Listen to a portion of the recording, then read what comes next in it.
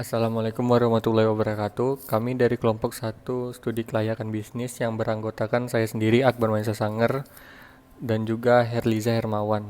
Di sini kami akan mencoba mempresentasikan hasil kerja diskusi kami studi kelayakan bisnis. Nah, studi kelayakan bisnis itu ialah penelitian yang menyangkut berbagai aspek, baik itu dari aspek hukum, sosial, ekonomi, dan budaya, aspek pasar dan pemasaran, aspek teknis dan teknologi, sampai dengan aspek manajemen dan keuangannya, di mana itu semua digunakan untuk dasar penelitian studi kelayakan dan hasilnya digunakan untuk mengambil keputusan apakah suatu proyek atau bisnis dapat dikerjakan atau ditunda, bahkan tidak dijalankan. Nah, selanjutnya studi kelayakan biasanya itu digolongkan menjadi dua bagian yang berdasarkan pada orientasi yang diharapkan oleh suatu perusahaannya, yaitu yang pertama orientasi laba. Yang dimaksud orientasi laba ini ialah studi yang menitik beratkan pada keuntungan yang secara ekonomis, dan orientasi tidak pada laba sosial. Yang dimaksud studi yang menitik beratkan suatu proyek tersebut itu bisa dijalankan atau tidak dilaksanakan tanpa memikirkan nilai atau keuntungan ekonomis. Nah, selanjutnya ada tujuan dan manfaat. Ya, yang pertama, tujuan ini mengurangi resiko terjadinya kerugian, memudahkan perencanaan ke depannya, dan memudahkan dalam perencanaan dalam kerja. Nah, manfaat yang bisa kita dapatkan itu bisa memahami peluang, menguji konsep bisnis, menambah kepercayaan diri.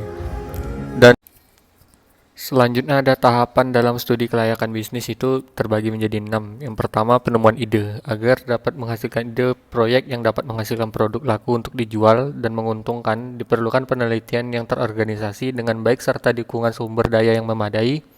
Jika ide proyek lebih dari satu, akan dipilih dengan memperhatikan ide proyek yang sesuai dengan kata hatinya, pengambilan keputusannya, dan keyakinan akan kemampuan proyek yang akan menghasilkan laba. Nah, yang kedua itu tahap penelitian. Setelah ide proyek itu terpilih, maka dilakukan penelitian yang lebih mendalam dengan metode ilmiah seperti mengumpulkan data, mengolah data, menganalisis, menyimpulkan, dan membuat laporan hasilan.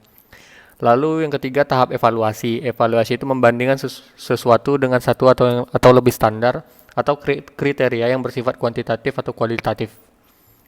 Selanjutnya, tahap pengurutan usulan yang layak. Jika terdapat lebih dari suatu usulan rencana bisnis yang dianggap layak, perlu dilakukan pemilihan rencana bisnis yang mempunyai skor tertinggi jika dibanding usulan lain berdasarkan kriteria penilaian yang telah ditentukan. Lalu tahap perencanaan pelaksanaan. Setelah rencana bisnis dipilih, perlu dibuat rencana kerja pelaksanaan membangun proyek. Mulailah dari persatuan jenis pekerjaan, jumlah dan kualifikasi tenaga perencana, ketersediaan dana dan sumber daya yang lain, serta kesiapan manajemen. Selanjutnya yang terakhir, tahap pelaksanaan.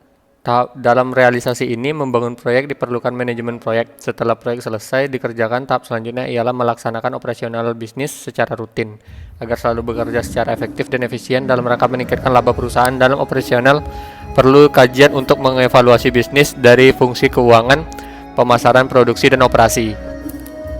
Selanjutnya akan dijelaskan oleh teman saya Herliza Hermawan. Assalamualaikum warahmatullahi wabarakatuh. Nama saya Herliza Hermawan.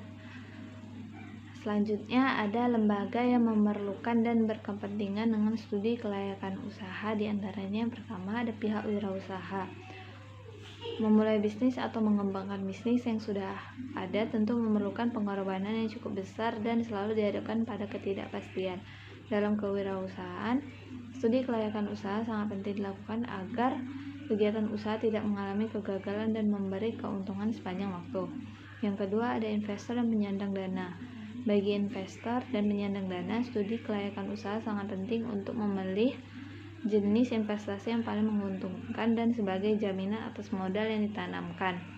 Yang ketiga ada masyarakat dan pemerintah. Bagi masyarakat, studi kelayakan sangat diperlukan terutama sebagai bahan kajian apakah usaha yang didirikan atau dikembangkan bermanfaat bagi masyarakat sekitarnya atau justru merugikan. Bagi pemerintah, studi kelayakan sangat penting untuk mempertimbangkan izin usaha atau penyediaan fasilitas lainnya. Selanjutnya ada aspek-aspek studi kelayakan bisnis. Yang pertama ada aspek primer.